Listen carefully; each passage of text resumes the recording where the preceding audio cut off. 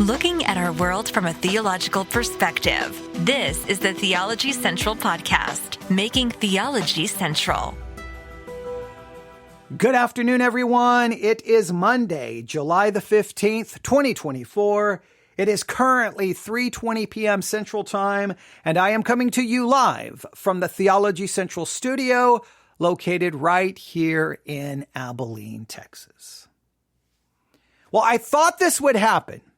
It's kind of occurring in real time and maybe a little slower than I thought, but it is definitely starting to happen. Have you been paying attention to the Sermons 2.0 app today? Have you been paying attention to the beta.sermonaudio.com website? Have you been paying close attention to all the new sermons that are being added? Are you starting to see things like Trump, shooting, assassination, providence? Are you starting to see a lot of messages with those things in it? Well, I think that you probably are, because they're starting to be added slowly but surely. Maybe not at the number that I first predicted, but they're starting to show up. They're starting to come in.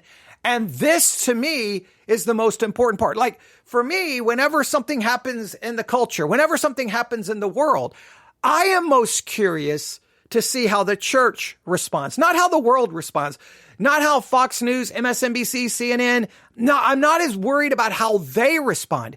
I'm always curious how the church responds, because it will demonstrate to me, is the church thinking biblically or are they thinking politically? Is the church thinking biblically or are they thinking based off their own personal opinions or desires? Do they stay biblical? Do they fall into conspiratorial thinking? Which way are they going to go? And like when the pandemic began, I turned on this microphone and tried to warn churches, you're being handed an opportunity here. In the midst of great difficulty, tragedy, pain, and death, we are being handed a great opportunity. Let's use this. And I tried to warn what not to do. Well, I knew that once the assassination attempt on the former President Donald Trump, presidential candidate Donald Trump, I knew, obviously, the world was going to be talking about it. We all knew that. You don't have to have any ability to make any prediction. We all knew that. But I knew slowly but surely the church and Christians would start to respond. Now, I really felt that a lot of the things showing up in the feed, on my feed on the Sermons 2.0 app, I really thought Sunday would start seeing a lot of Trump-related content. But it appears many did not use, some did. Some definitely used the pulpit as a way to address it. Some, they may have had a sermon about, this subject or this passage of Scripture, but they worked the subject of the Trump assassination attempt in it. Or what they did is in some cases, it appears some of them, they took like 20 minutes, addressed the Trump situation, cut that, then did the sermon. And which I think is interesting. Like, if you know that's on your mind, instead of letting it kind of hijack your sermon, just get it out of the way, stop that, upload that, then record the sermon and upload that. So a lot of them took various different approaches. And I'm glad that they did that. I'm glad that they're offering their thoughts and opinions. My question is, and I told you to be monitoring this and listening, because I want you to hear all the different perspectives. But as we listen to how the church is responding, do we feel it's biblical? Now, the very first response I shared with everyone, right, from someone else. I mean, I shared my initial response and whatever you may think about that. But when I shared the first response that I found, remember, I received it in an email. That one was troubling and disturbing beyond, I don't even know what to say. Their conclusion was, hey, Christians, as a result of the assassination attempt against Donald Trump, no longer have anything to do with liberals. Don't hang out with them. Don't have anything to do with them. Separate yourself from them. Just be done with them. Cut them out of your life. And I'm like, oh, wow, I don't know if that is the biblical approach. All right. Then we looked at a response today and the subject of God's providence, God's sovereignty, and God's decrees came up. And we spent a lot of time looking at that, right? I tried to help you understand God's decrees, God's providence. I gave you specific questions to write down. And remember, though, so far in all of the responses that I've heard so far, all the ones that I've heard so far, remember, Corey Comprator, he's not being mentioned. And Corey Comprator is the man who died at the Trump rally. He was a spectator who died, and he died trying to protect his family. All right, Corey Comprator, if I'm saying his name correctly, if I'm saying his last name incorrect, please forgive me. I obviously want to get his name right, but Corey Comprator, if that name, you need to write that name down, because so much of this discussion, when it talks about God, when pastors or Christians are talking about God's providence, God's decree, God's protection, God intervening, they just conveniently leave out the person who died. And they focus on God preserving, protecting, his decree, his providence, and preserving and saving Donald Trump. And it just seems like, I don't know. Look, that bothers me. May not bother you, but it bothers me. But the bottom line is what I'm trying to say in all of this. As the responses are coming in, and I'm doing my very best to monitor the responses. Now listen. I am not trying to monitor the response simply so that I can criticize. I'm trying to monitor the response to see how the church is thinking and which direction the church is going when it comes to, well, not only this cultural, significant, tragic event, but how it may continue to respond to other significant, tragic cultural events. And as the church continues to try to respond to what is could be a very, I don't know which direction the culture is going to go. This could become even more divisive, even more violent. I don't know where things are going to go, but I want to know where the church is headed, how the church is thinking. And by monitoring it, I'm helping you be able to hear all the different perspectives, right? Because you may be listening to different perspectives than the ones I'm finding.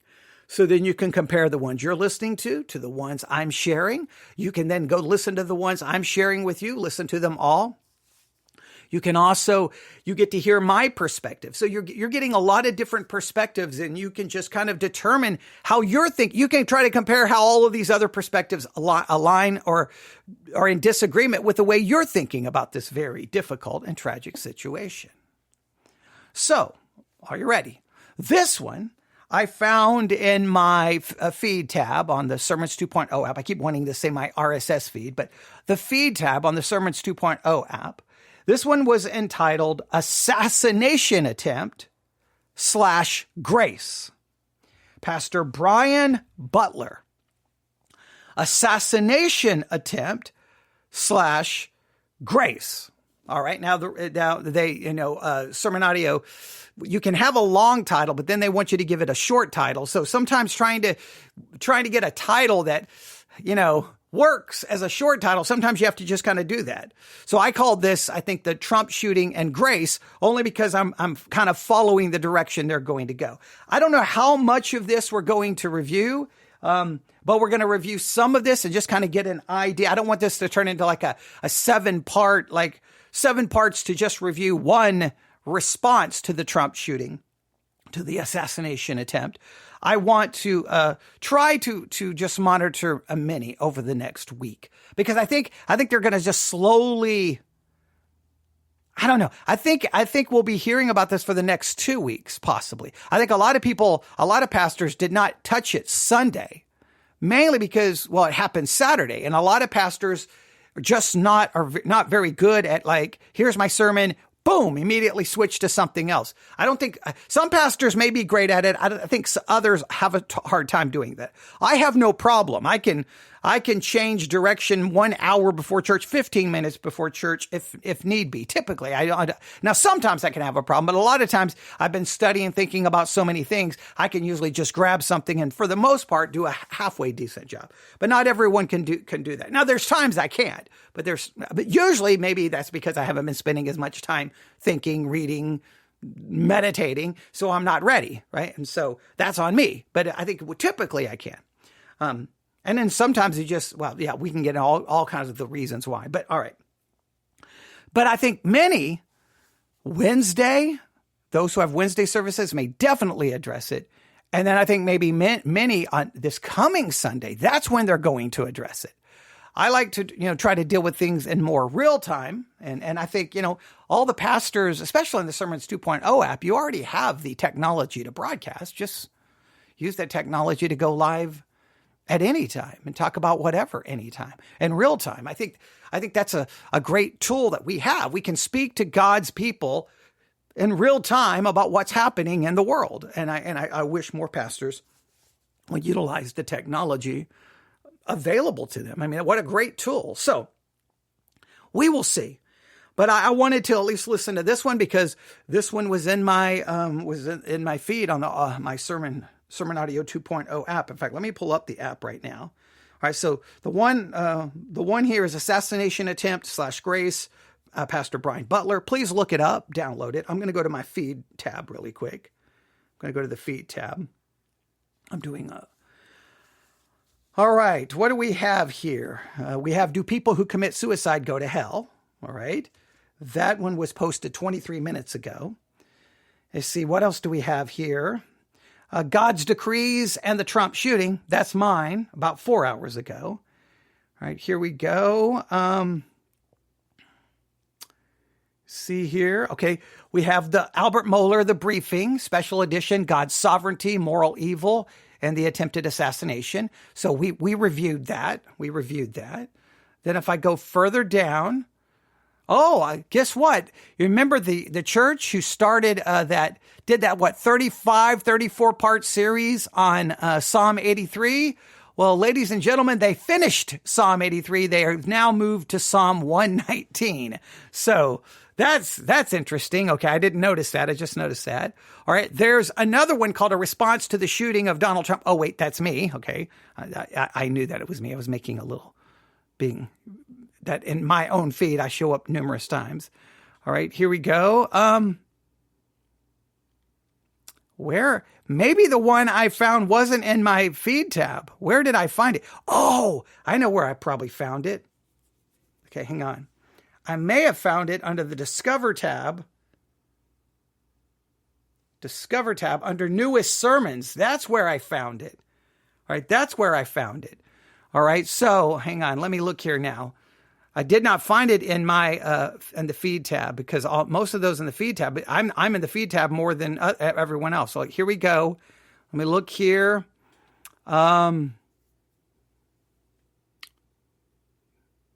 what is dispensationalism? All right, that looks good. A critique of reform dispensationalism. All right, those sounds like interesting.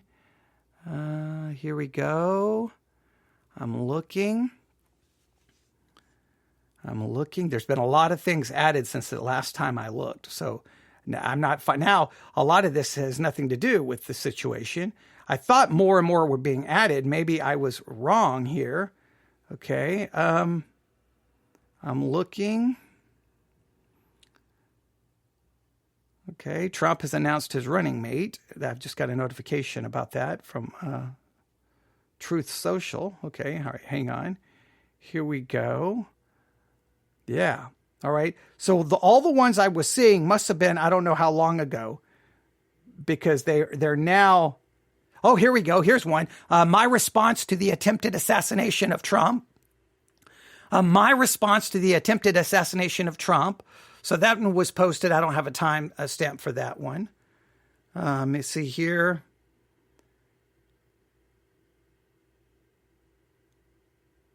Okay. I'm looking here.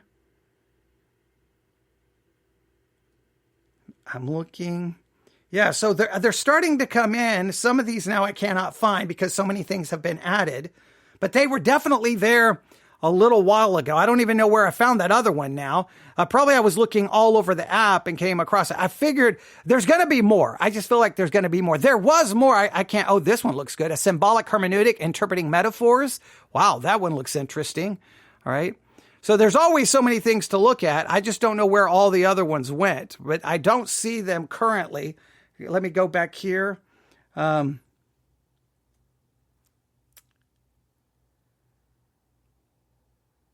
Yeah, okay. And I thought under the trending hashtags, they just have Jesus, gospel, and God. I don't know if those are being updated or not. So more was coming in. I just don't know where they are currently. But somehow at some point I found this one, assassination attempt grace. It obviously wasn't under in my feed tab. So I don't know. This must be from one I don't actually follow. In fact, let me go look here because now I'm confused. Do I actually follow this one or not?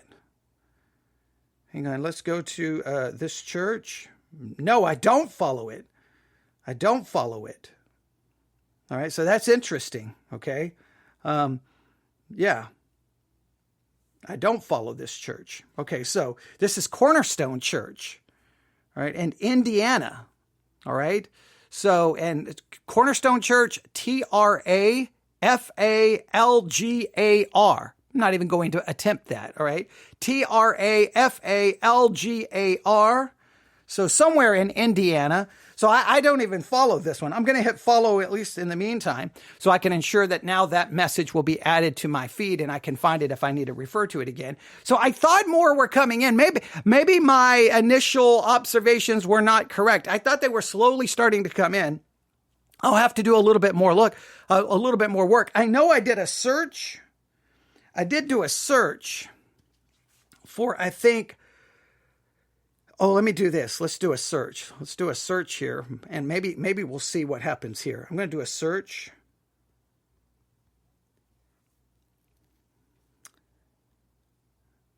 Okay, here we go. There's a bunch of sermons. Hang on. Oh, hashtag. Okay. Assassination attempt. All right, there's that.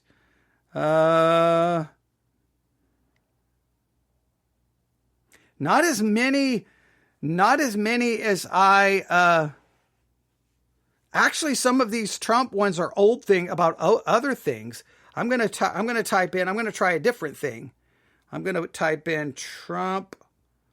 Hang on. I'm going to try a couple of different things. I really thought there was going to be more. Maybe I was seeing, hang on, here we go. Yeah, actually, a lot of these are not. In fact, mine are the ones at the very top. A lot of these have nothing to do with it. So I don't know what I was seeing. Maybe my perception was wrong. I really thought more were coming in. If you notice more than I'm currently finding, let me know. I apologize for that delay. But yeah, I thought more were coming in. Maybe what I was seeing, and I'm confusing it. I do get lots of notifications from all my podcast apps, like a lot of notifications. So maybe I was seeing all those notifications and just in my mind thinking I was seeing that on the Sermons 2.0 app. Obviously, I can't find any. I can't even find the one that I pulled up. And I know I saw it on the Sermons 2.0 app because that's where I'm listening to it on. So it showed up somewhere. I don't know where I found it. And when I got ready to pull this one up, I found a bunch of, hang on. Let me see here. Let me try it this way. Now let's see here. No. Really weird. Yeah. So there's gotta be a way to, I got to do a better search or something's going on. We will see. I'm still predicting that more responses will come in, but as the responses come in, so at this point, I'm actually doing pretty good catching up and staying caught up with all the responses coming in, at least on the Sermons 2.0 app. So maybe it's going to be a delay. We'll see. We'll look Wednesday and Sunday. If there's no responses Wednesday or Sunday, then I guess for the most part, the church is just not going to talk about it. They're just going to kind of ignore it and move on, which is interesting. So I know I saw another one on the Sermons 2.0 app, something about Trump shooting and Providence. And that's nothing to do with mine. This was from another one. So yeah, interesting. So we'll see. We'll keep an eye. It is telling. Like, I don't know how you feel about that. Do you think the church should be quicker to respond, or the church is doing it right and either not responding or waiting? Now, in some ways, there's value in waiting. There definitely is. But let's listen to the one I have queued up. I apologize for all of that, but hey, we're trying to monitor it in real time. So I was perceiving more were coming in, and well, if I'm wrong, you got to correct yourself live on the air. I was wrong, obviously. All right. So let's look at this and let's see how they approached it. Here we go. So we are in Galatians 6. But you're like, oh, okay. I would be amiss not to speak about the events of things that happened yesterday a little bit. There was an assassination attempt on President Trump, and that's what it was. It was not he fell. It was not that he heard a loud noise and ducked, as the mainstream media is reporting. Someone was 3 inches from shooting him in the center of the forehead. That's a Okay, well, this is off to a bad start. It was assassination attempt, not like the mainstream media is saying. Okay, I literally subscribe to every known news source in the history of humankind. All right, from the New York Times, CNN, MSNBC, Al Jazeera, Sky News, you just name BBC, Fox. You name the Associated Press, Reuters, you just name the new NPR. I subscribe to every single news podcast in literally existence. And over and over and over, all of my podcast notifications have said assassination attempt, assassination attempt, assassination attempt. Let me just give you a couple of quick examples. I got one just a few minutes ago from CNN, but here's one. Donald Trump explains, get my shoes comment during assassination attempt. This is from that ultra conservative website known as the Huffington Post. That's a liberal site. So I don't get where hey, this was an assassination attempt, not like the mainstream media. What do you mean the mainstream media? I got notifications from CNN, NPR, New York Times. You name the source.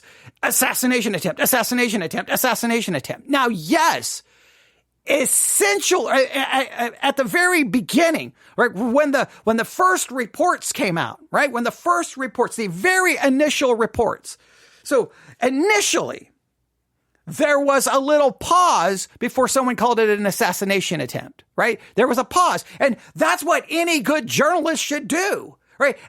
Now, he was recording this on Sunday. By Sunday, people were already referring to it as an assassination attempt. So to say the mainstream media, like to try to, look, there's already enough division. We don't need to be the mainstream media and then us. So many times it's usually conservatives will say, the mainstream media doesn't want you to see this. And it'll be like 5 seconds in Google. Well, there's 57 articles from mainstream media. Looks like they're definitely talking about it. So you're just lying. The mainstream media is calling it an assassination attempt. I wish I could pull up my CNN notifications. Let me see here. I've got so many here. Let me look here. Let's see here. Let's see here. There's BBC, Associated Press, NBC News, the Ben Shapiro. Oh, here and now, anytime. This is from NPR. Trump assassination attempt. That's NPR. All right. Oh, CNN. The attempted assassination of former President Donald Trump. That was just 28 minutes ago. All right. I can go on and on. Don't tell me that they're not calling it that's just so not accurate. See, this is the thing. When we're going to talk about these issues as Christians, we got to ensure that we are stating things factually. If you want to blame someone, I'm not part of the mainstream media. And even when I first started talking about it, I was very careful about, do we call it an assassination attempt? Because we don't know some details yet. We got to be very careful. Does that make me liberal? Does that make me have an agenda? Or does that make me trying to be very careful to be accurate? Because, I mean, I even as right now, we don't really have a motivation. We don't have the motivation of the shooter. I think they're still trying to get into the shooter's phone and trying to see if he was communicating with anybody else. And that was the last I had heard. So they're still trying to paint that picture. But I even stated numerous times, I'm going to call it an assassination attempt because when someone takes a gun and tries to shoot a former president or a presidential candidate, I think we can call that an assassination attempt. I think so. So I even stated, if this doesn't meet the technical definition, I apologize. Now, why would I go through all of that? Not because I'm spiritual, not because I'm godly, only because I'm trying to be as accurate as possible. So, yes, the very initial reports, because I remember initially when I heard that there had been some kind of shooting at the Trump rally, there was like no details. The first thing I think I saw was from the Associated Press, and it was something like loud noises, loud pops heard at a Trump rally. So it was very vague, right? Like it was like they were trying to confirm exactly what happened. And then maybe 15 minutes, boom. Then Trump shot. And then immediately, I probably within a couple of hours, the headlines started rolling. I know by Sunday night or by Saturday night, late Saturday night or early Sunday morning, assassination attempt was already showing up in a number of headlines. So this is off to a bad start. So what can we learn from this? When we respond to national tragedy, cultural events, the church needs to be the source of precise, accurate information to the best of our ability. If the church, here's the thing, if the church, and many in the church are very convinced of this, that all of the media lies under the power of the evil one, therefore we cannot trust it. If that's going to be our approach, our stance, they're all liberals, they're all ungodly, we cannot trust any of them. Now, it's fascinating. While the church, in many cases, will point the finger at all the mainstream media and condemn it, they still will support Fox News that was sued for defamation for $1 billion and ended up paying, $757 million because they lied about the entire election being stolen. They gave false information. They misrepresented. And from a theological, biblical perspective, they bore false witness and Christians bought into it. And so wait a minute. If you're so mad at them, if you're going to be mad at CNN and NPR and the rest, then why not Fox News? They got something horribly, horribly, horribly wrong and had to pay for it. And there's still another lawsuit from Smartmatic is Fox News has to deal with that. Newsmax got sued. Oh, there were a bunch of those ultra-conservative news media. They got sued for their false information. But Christians don't care about that. See, I can't stand that. That's not about truth. That's just bias. If the church is so concerned that the news media has it all wrong, well then, ladies and gentlemen, that's a very important ministry then for the church to try to provide, that we're going to be the source of good information. We're going to be the ones who are going to ensure that we're accurate, that we're clear, we are concise, and we're going to help people know exactly what's going on in the world as it's going on with factual information. Now, I don't know if you're going to hire a team of journalists to go investigate I don't know what you're going to rely on to get your information, but you're going to be relying on something.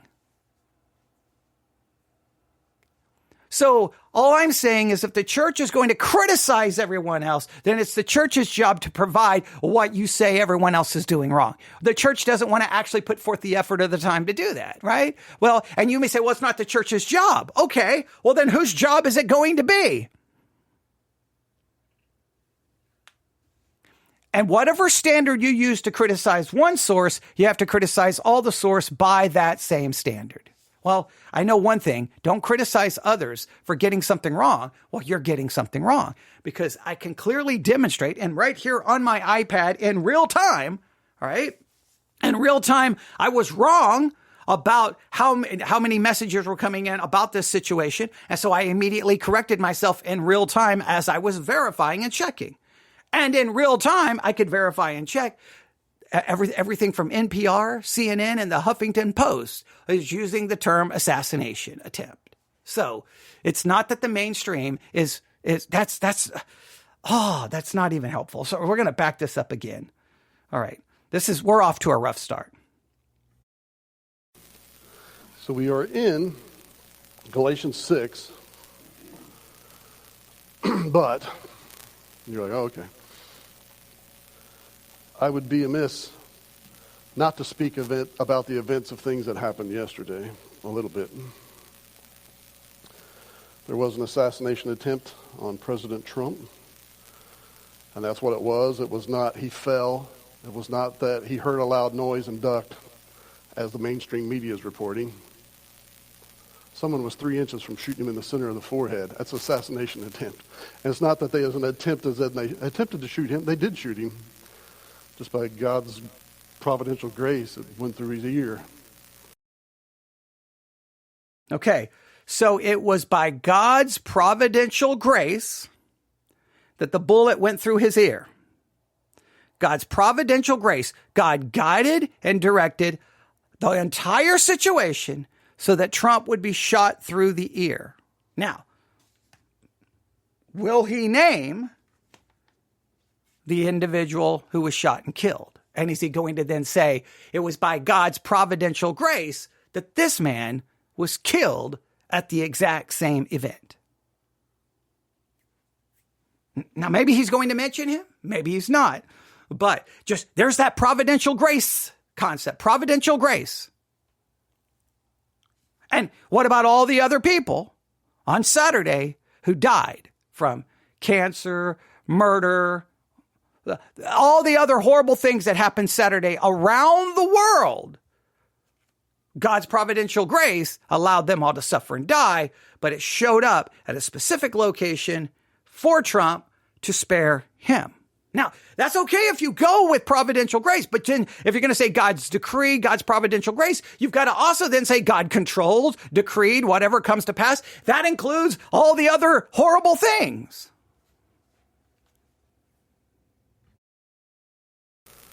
And not cause more damage. Killed at least one behind him, has injured others. And I feel for those people that are there just to show support in a free country to be able to do so. And then to be shot. Now, praise God, he did mention the people who were shot, and he gets emotional about it. I'm very grateful for that. Now, he doesn't mention providence or grace or God's decree or God's sovereignty in light of the people who died. And so far in all the responses that mention providence or anything like that, it's only applied to what the positive for Trump, and it's not applied to any of the negative, or the negative is not even mentioned. In fact, the man who shot, nobody even really wants to, the man who was shot and killed, who was attending the rally, nobody even really wants to say his name. In fact, the name, at this point, when it's all said and done, all anyone's going to remember is that Donald Trump was shot, and the man who actually died, I don't even know if anyone's even going to remember his name. Others that were injured. And while the event itself is shocking, because when you hear Dave first sent me my first contact, and I thought it just said shots fired, and I didn't read far enough to see that he was hit. And so it's just shocking enough, the event that it happened at all. But it's not shocking that it did happen, because in the last few weeks, there have been people out calling for his assassination openly. In the last few weeks, there have been people calling for the assassination of Donald Trump openly. All right? Now, that's a very big claim. That's a very big claim. Now, remember, this is all being stated in church. So he stated that the mainstream media wouldn't call it an assassination attempt. I've clearly demonstrated that's not the case. So now he doesn't tell me which people have been openly calling for the assassination of Donald Trump over the last few weeks. All right. So I'm going to do something. Okay. Over the last few weeks, has there been open calls for the assassination of Donald Trump? I'm going to be utilizing some AI programs here. Okay, well, they don't have the information yet. All right. So I'm going to try this. Okay, I'm going to try this.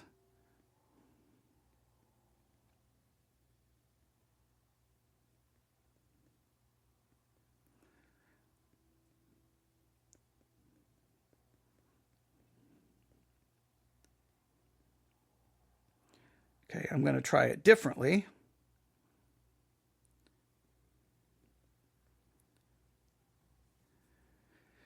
All right. And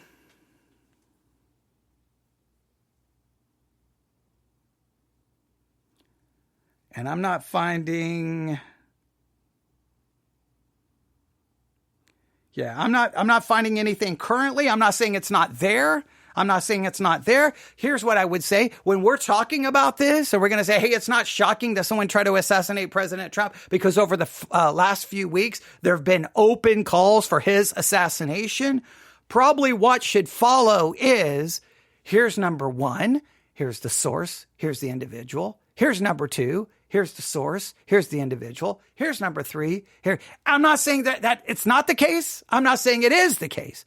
I'm saying that in real time, I cannot verify this. And all I'm saying is, if you're upset that the mainstream media, according to your accusation, was not getting the term right, assassination attempt, even though I've got clear proof that they are, if your next accusation is, hey, it's not shocking that President Trump would be shot because there's been people openly calling for his assassination, then we need to find who those individuals are, where the sources are, and then they need to be made public and pointed out and say, did this contribute? Was the shooter influenced by these open calls? Did he know that these calls were occurring? Did he read these? Did he see the video? Did he see the TikTok? Did he see YouTube? Why didn't YouTube or TikTok take it down? Did the Secret Service visit these individuals who made these open calls?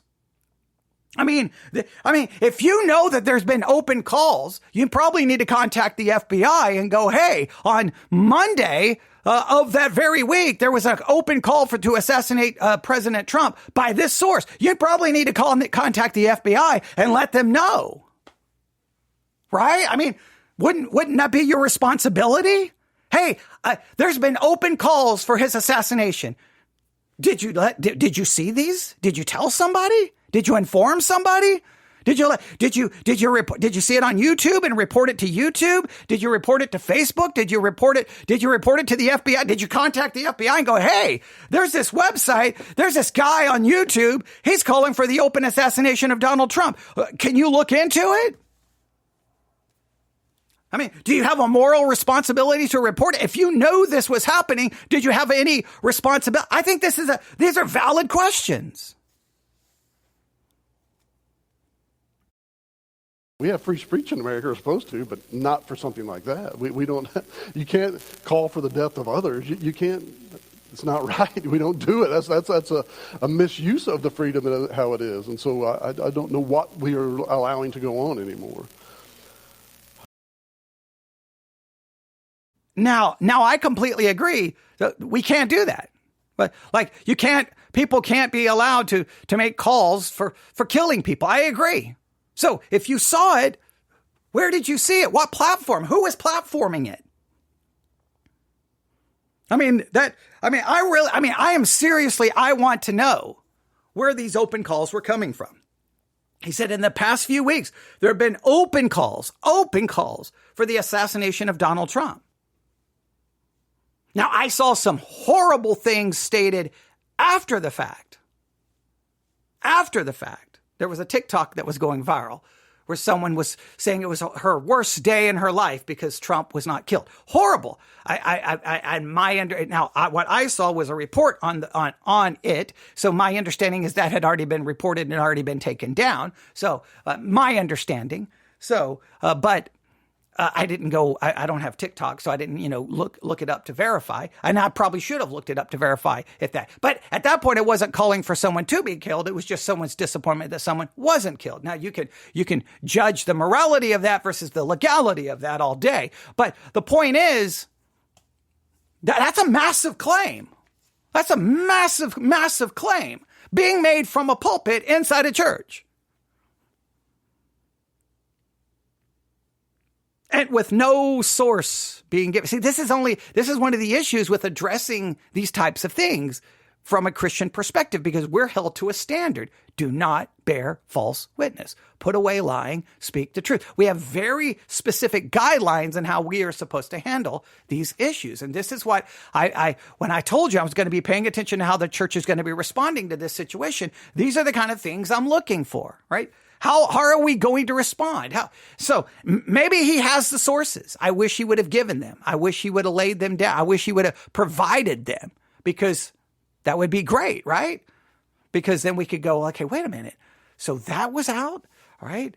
Is it still there? Did someone take it down? Did someone report it? Did anybody know? Did the Secret Service know that there was these open calls for assassination that were so open that, well, even a pastor in a church knew that they were out there? I mean, it had to be pretty well known, I'm assuming, unless he's got some, if it's open, it's got to be everywhere. So, I mean, maybe, I'm not saying they weren't there. I'm not saying they were. I don't know. I have no way of verifying any of this.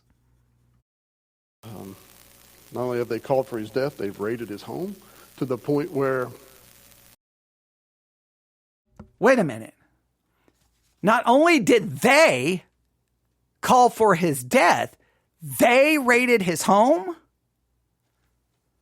Okay, who is the they who called for his death? The they who called for his death are not the they who raided his home. The they who raided his home was the FBI. Because Trump did not turn over documents that he was told to turn over. So the they, who are the theys? They openly called for his assassination and his death, and they raided his home. Now, ladies and gentlemen, this is how a church is responding to this shooting in a church service. They who raided the home. So are you now implying that the they who raided the home had some connection to they called openly for his death, and they... I am perplexed by that transition. Now, I misspeak all the time, right? I misspeak all the time, right? So I understand standing up and not speaking clearly, but that seems like a big... You're correlating the assassination attempt to the FBI raiding his home because he had documents he was told to turn over that he did not turn over. Now, so we got to represent these situations in a correct way. Oh, man. Okay, I'm going to back these up. I'm going to back this up a little bit. That is such a weird transition. All right, here we go. Last few weeks, there have been people out calling for his assassination openly. We have free speech in America, we're supposed to, but not for something like that. We don't. You can't call for the death of others. You can't. It's not right. We don't do it. That's a misuse of the freedom and how it is. And so. And I want to just remind people that if you go back to the Obama administration and his time as president, there was some very strong language by many who called for, well, let's say many Christians were saying they were praying imprecatory prayers in order to have Obama removed. All right? So, hang on.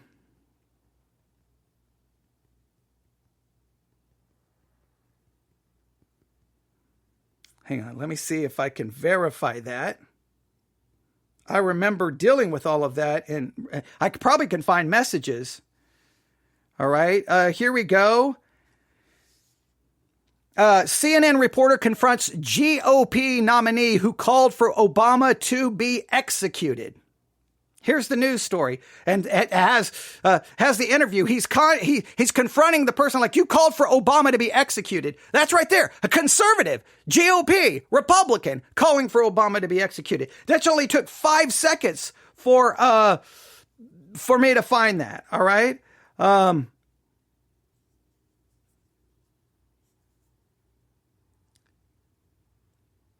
So I already found one. All right.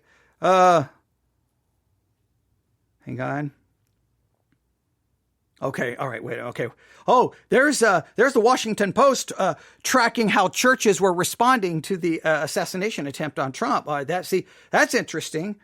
All right. So I've already found one. I could probably find more, but there were. I know I can find sermon. I know I covered it. I may even have audio before. But there were conservatives who called for the assassination, basically the killing of Obama.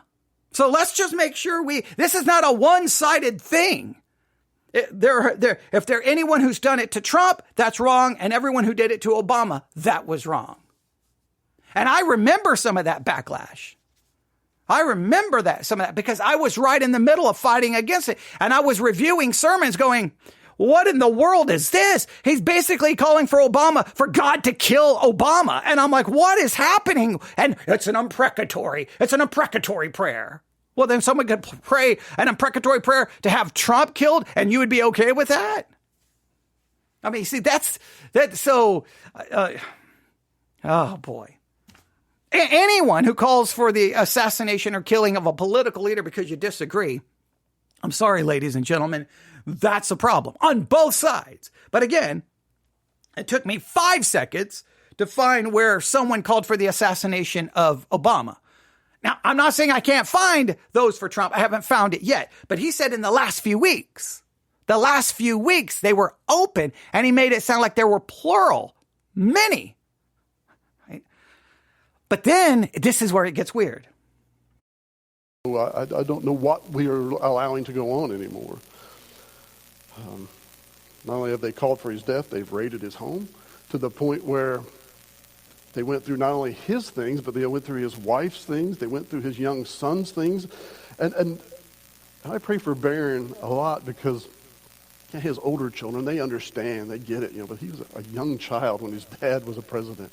And one of the first things that really broke my heart for him was when it was Kathy Griffin had an effigy of Trump's head, and it was covered in blood, and she was holding it like she'd cut his head off. And he saw that, and his dad wasn't with him, and he thought someone had killed his dad and cut his head off. It's like, should a child have to go through that just because his dad's president? Is that allowed in our country to do those things?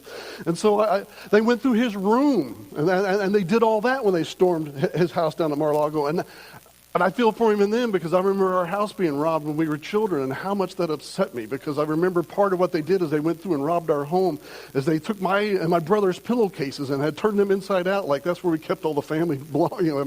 I like sleeping on my dad's gun. But they went through all that. They ate our Peeps and they drank our Pepsi. It was the little things. They took valuable things that we had, but it was like they violated the trust and the comfort of my home, by someone being in there. And I remember that bothered me for a long time. And so he's comparing the FBI executing a legal order to go in and search for these documents like someone breaking into your house. Like the whole thing here is like, I don't even understand what's going on here. But if you do a search, for, if you do a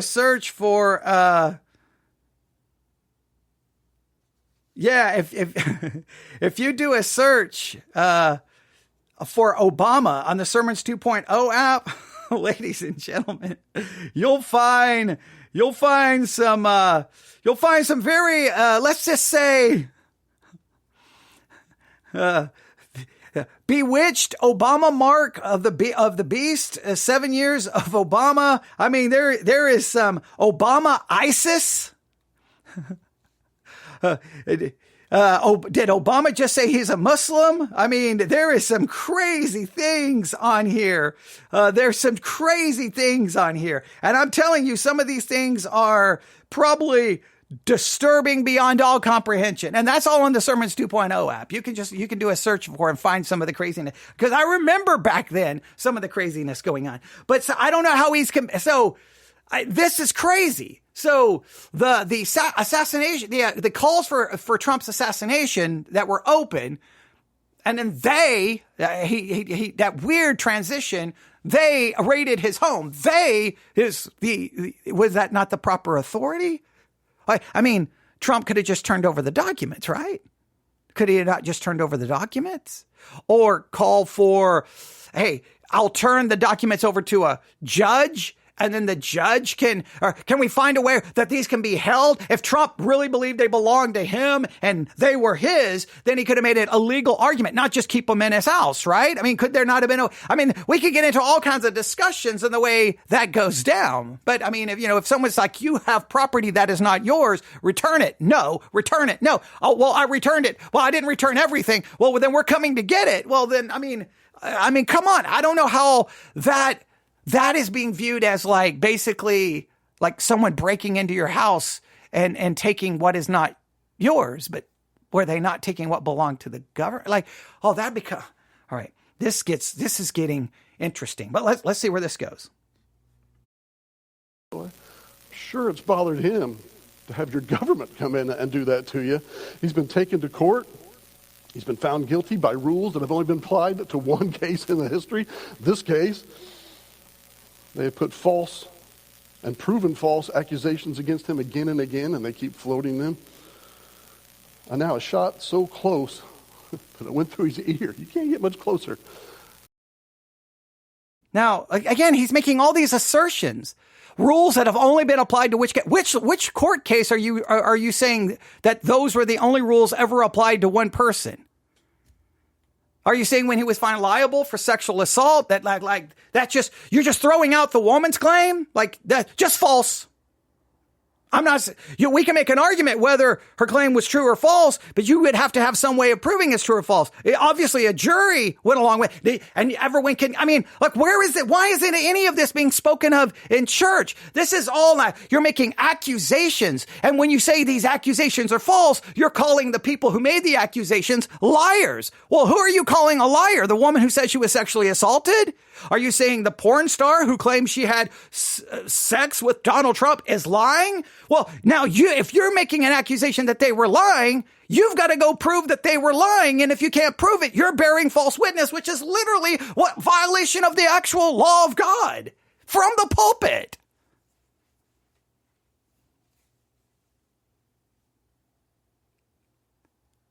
Like this, we can't respond to the shooting with just now making wild accusations against everyone. Just making wild accusations against the FBI, wild accusations against people who made accusations against Trump. We just can't do this. This is not the way the church is to respond. You can take each individual case, and if you've got evidence that these accusations were false, please get all out of the pulpit and go find an attorney, go find a judge, go give them your evidence that the accusations are false. How do you know they were false? He's found guilty, but you know that the accusation was false. Based off what? Did God tell you?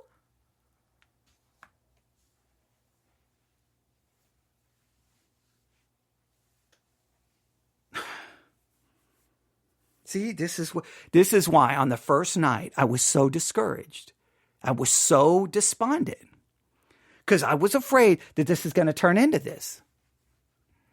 That the church is not going to respond like the Bible. We're going to respond like we're Fox News. Again, if you've got evidence that the accusations made against Donald Trump were false, then go prove it. Please help the man out. He was found liable for sexual assault. He was found liable for defamation. Get him off. Help him. Help them overturn the court case. Go prove it. Don't be behind a pulpit telling everyone it was false. Go demonstrate it. And if you've got proof that the rules were only applied to Donald Trump and the only time in history, well, then demonstrate it. You've read do you understand when you get into legality and court cases, you would have to be going through all the legal briefs. You would have to go, okay, there were this case, so-and-so versus so-and-so. Do you realize that lawyers have to have people hired to go research all of these things to bring up all of the case history? You can't just get behind a pulpit and just make that. Where did you hear that? Where's your source that that's true? Is it from a legal scholar or from Fox News, Newsmax, Alex Jones? Where? There's no sourcing anything. He's just making all of these dogmatic assertions in light of a shooting. Well, all this does is create animosity and anger in the people in the pulpit that everyone's out to get Donald Trump and we've got to defend him. Whoa. How about we slow down and we we handle each specific issue that you have brought up in a careful, concise way. And if we can prove that something is not fair or accurate or right, then let's do so. And if we can't, then maybe we shouldn't say so.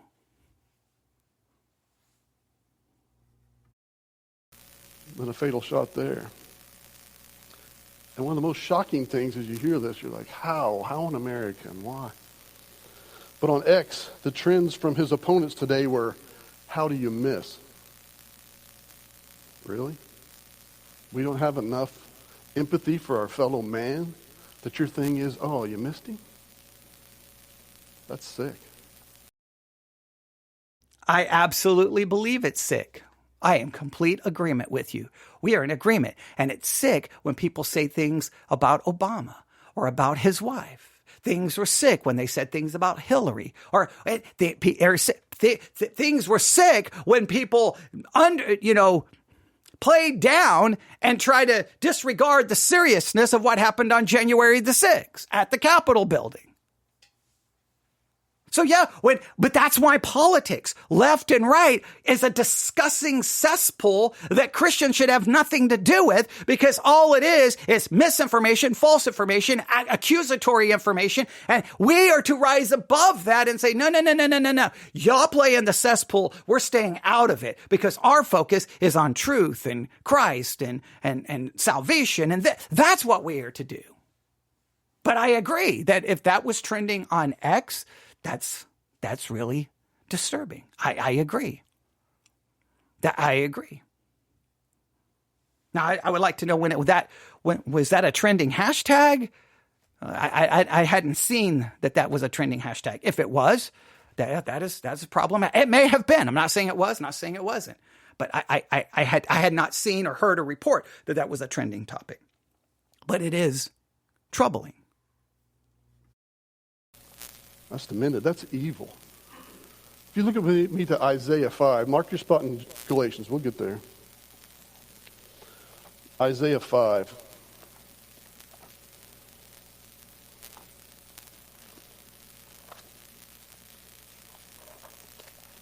We often quote this, but I wanted you to see it today as we live it.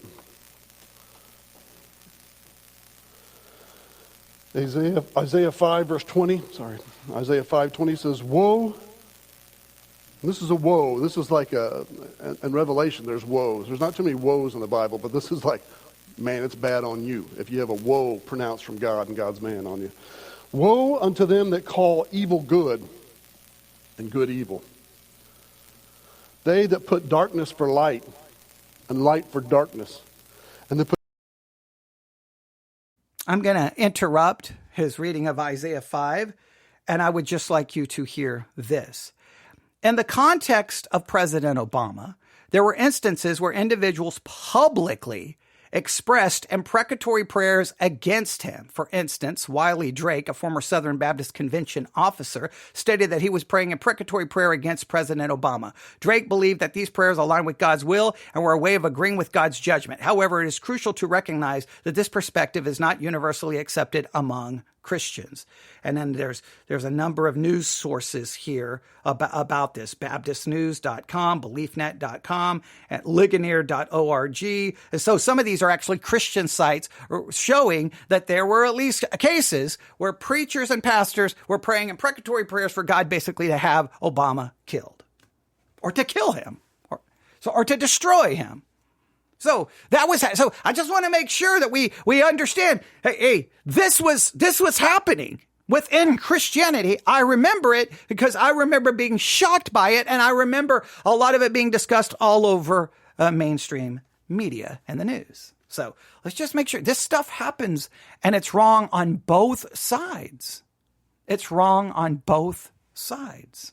All right? But he's reading Isaiah 5, all right? Verse 20, I believe, is where he started. Let me catch us up. Woe to those who call evil good and good evil, who put darkness for light and light for darkness, who put bitter for sweet and sweet for bitter. Now, let me make it very clear. You know what is also bad is when we stand behind the pulpit and while we are addressing evil, we engage in literally breaking the law of God by bearing false witness, making accusations with no proof, or possibly sharing fraudulent information, which is just right out a lie. That is evil while addressing evil. Or at least you could call it, if you don't like the word evil, it's clearly a violation of God's law, which would make it sinful. But bitter for sweet and sweet for bitter.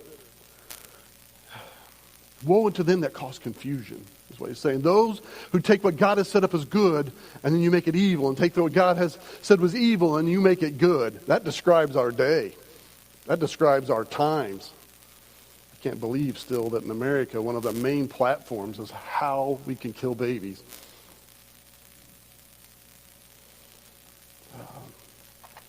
The scariest thing is that we still have 4 months until the election.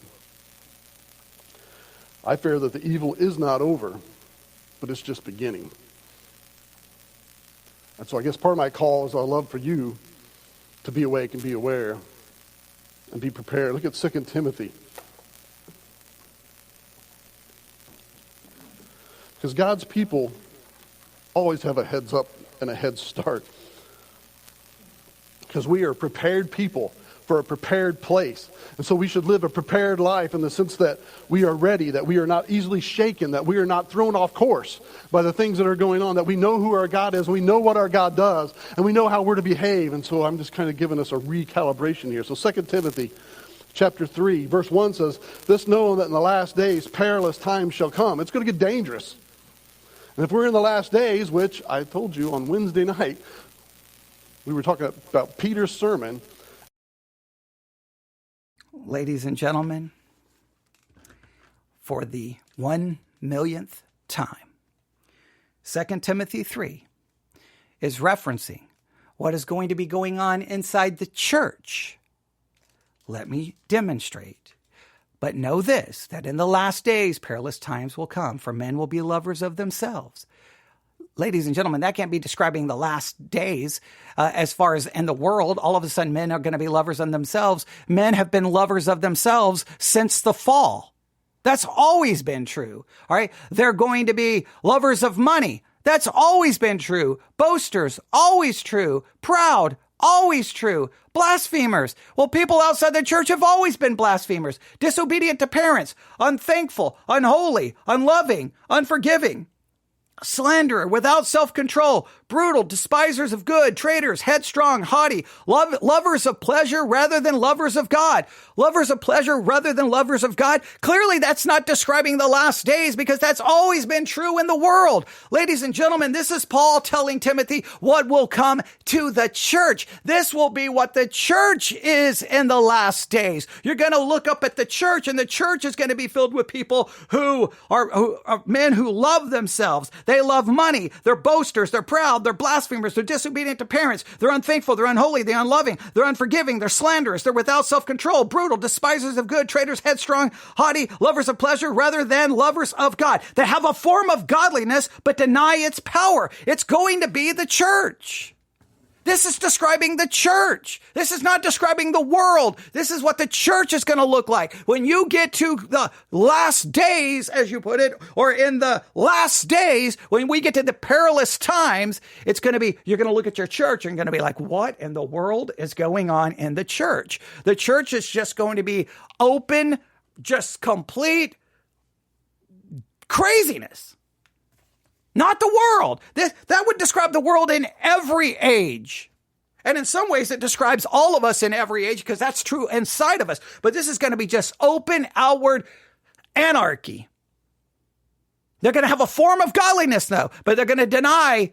They're just going to live in open, complete rebellion without any concern. That's what it's describing. It's not describing the world. That's describing the church.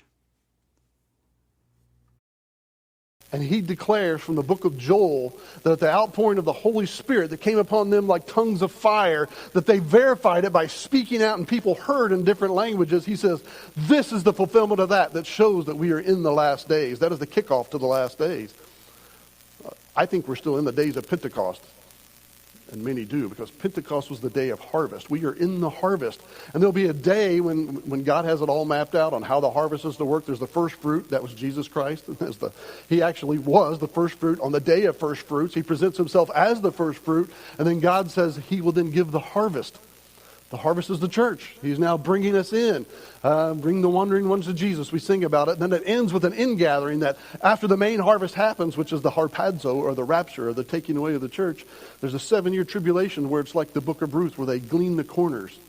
And it is a time where it says that as many as the sands of the sea get saved. And from every tongue, tribe, and nation. And so there's going to be a great soul harvest during the tribulation. But we are in this last days nearing the last part of the church, which would be the end of that. So we are in some perilous times. I think we see that. Look at verse 13. Same chapter. 2 Timothy 3:13. But evil men and seducers shall wax worse and worse, deceiving and being deceived. It says that they are going to use deception. We live in a day of fake news, cheap fakes, as the White House wants to call, and others. And then you find out that they're not cheap fakes, that they're real, but they didn't. And so we have all this that's going on, but we have the time of deception where we have to watch and test even what our eyes are seeing. And so we need to walk closer to the Lord, closer to his standard, closer to the truth, so that the lie will be exposed to us. And so we got to watch where we feed on. Isn't it interesting that sometimes in sermons, we can say things that are utterly, completely false, completely misleading, possibly just full-blown deception, but we're always telling us that we got to watch out for the world and all of its deception. I'm more worried about the half-truths, mistruths, misinformation, disinformation, false accusations that happen from pulpits, not what happens in the world. Watch what we're taking in. The Bible maps out our times as birth pangs. He's like, hey, there's going to be a bad time for a while. And then it'll be a time of calm. Think about the end stage of pregnancy. That's how it is, right? It's getting close. This might be today when it's your first one. You're like, woohoo, here it is. You got it all packed and you're ready. But then it's like, oh, false contraction. You might even gone to the hospital. And they're like, it's going to be a while yet. And then you wait a little while. You just get a little bit more comfortable. And then another one comes in, and it's a little bit harder, a little more severe, but then it backs off. That's what Jesus says the last days will be like, a time of birth pangs. There'll be contractions, it'll be hard, and there'll be a time of calm. And people go back to normal, and they'll forget what it was like. But it gets a little worse, and a little pause, a little worse, a little pause, a little worse, until the point it brings to tribulation. Here's what we can do. Look at verse 14. But continue thou in the things which thou hast learned, and hast been assured of, knowing of whom that you have learned them. We are not to be easily shaken. We're to continue in the things that we have learned. We know. Now, I will stop there and I will say a hearty amen. We are to continue in those things that we've learned right here, Scripture. We are to continue in the Scriptures. We are to continue to conduct ourselves, not in accordance with a political party, not in accordance with the cultural ideas, but we are to conduct ourselves in light of Scripture. And so what should we do? We should love our enemies. We should turn the other cheek. We should resist not evil. We should overcome evil with good. We should not be overcome by evil, but we should overcome evil with good. We should speak the truth in love. Put away lying. Bear not false witness. We should be accurate. We should be careful with what we say. We should be thoughtful. We should be logical. We should do adequate research. We should not be making claims that are not true. We should not be making accusations that are not true. We should conduct ourselves the best of our ability in Scripture. Are we going to do it right? No. Are we going to fall short? Absolutely. But we acknowledge where we fall short and we get back up and we try. This is what we must do during this time. Now, you can go listen to the rest of that. That's assassination attempt / grace. Didn't really say much about grace.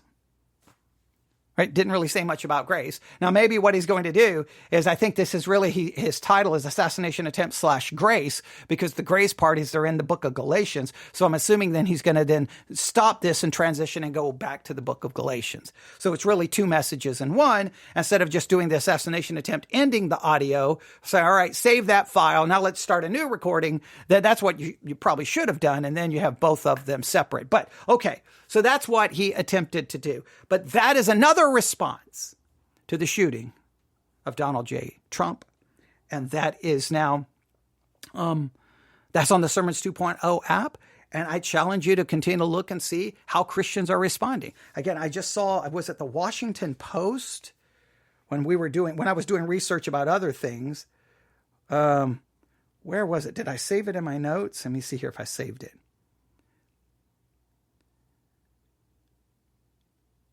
Okay, here. No. Oh, wait. No. Oh, to get access, I have to. So, yeah, that's not going to be helpful.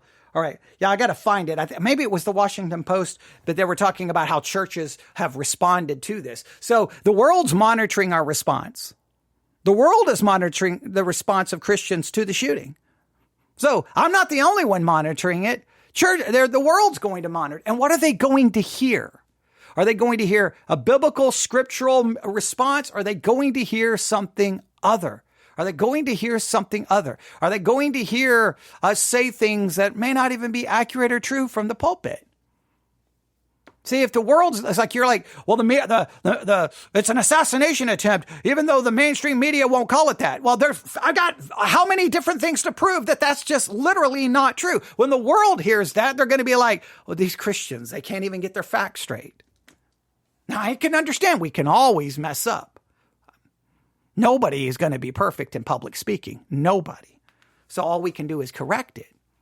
So, I mean, obviously they can turn on a microphone and correct it in 5.2 seconds, right? It'd be easy to correct it. Can add audio to the beginning of it. Hey, and what you're about to hear is what I stated on Sunday. In this, I make the following claims, and these claims are not verified or not true or not accurate, or I have no proof of the veracity of these claims. These are my own personal opinions, and you have to take them as an opinion, not as statements of fact. You could just offer something along those lines.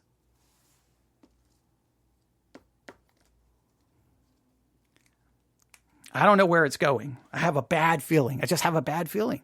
I'm hoping, I'm trying to be optimistic. So what we have so far is, this is kind of what we've witnessed. A lot of discussion about providence and the decrees of God basically intervening to protect Donald Trump. Nobody wants to mention the name of the man who was shot and killed because, well, then you would have to argue God's decrees and providence called for that man to die. And that's going to be, nobody wants to talk about that in church because that makes everyone uncomfortable. And then what we're getting is a lot of accusations and claims that don't even really seem to make any sense. Like they called for his assassination, and you would think that the they then would refer to the previous they, raided his home as if someone was breaking in and doing an illegal thing. There was nothing, like, if you can prove that was illegal, then take them to court. And then say that everyone who's made an accusation against Donald Trump, they've all been false accusations. Even though there's so much there that we can't go down that path. And we've also seen a response that says, hey, no longer have anything to do with liberals. We've got some really messy responses so far. We've got some really messy ones. Mine have been messy, all right? Because probably all of us are trying to figure it out. But I want you to keep monitoring them. Keep thinking, because these have theological implications, biblical implications. And it kind of shows us where the church is, how the church is thinking. And then you can extrapolate from that. If the church is thinking and acting this way now, what is it going to look like 4 months from now? What is it going to look like a year from now? You can email me newsif@yahoo.com. That's newsif@yahoo.com. Thanks for listening. Everyone have a great day. Pay close attention to what's going on in the church. Eyes open. Listen carefully. think deeply. God bless.